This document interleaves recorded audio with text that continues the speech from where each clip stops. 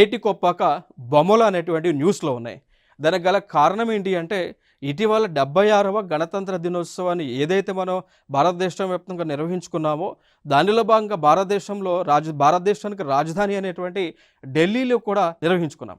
So ఆ ఢిల్లీలో జరిగినటువంటి రిపబ్లిక్ డే పరేడ్ ఏదైతే ఉందో, ఆ పరేడ్లో ఈ యొక్క ఏటికొప్పాక బొమ్మల యొక్క ప్రదర్శన అనేటువంటిది జరగటం జరిగింది. ఏటికొప్పాక బొమ్మలు అనేటువంటిది ఉత్పత్తి చేయడానికి ఏ కలపను యూజ్ చేస్తారు, వాడతారు అనేటువంటి చూడొచ్చు. అంకుదు చెట్టు అని అంటాం. సో దాన్ని రైటియా టింక్టోరియా అనేటువంటి పేరుతో కూడా పిలుస్తూ ఉంటాం. సో ఈ వృక్షాన్ని ఉపయోగించి ఏటికొప్పాక బొమ్మలను తయారు చేస్తూ ఉంటారు. ఇవి ఆంధ్రప్రదేశ్ రాష్ట్రానికి చెందినటువంటివి. సో లైక్ ఆంధ్రప్రదేశ్ రాష్ట్రంలో ఉన్నటువంటి విశాఖపట్నం, విజయనగరం ప్రాంతంలో ఈ యొక్క బొమ్మల యొక్క ఉత్పాదన అనేటువంటిది జరుగుతూ ఉంటుంది.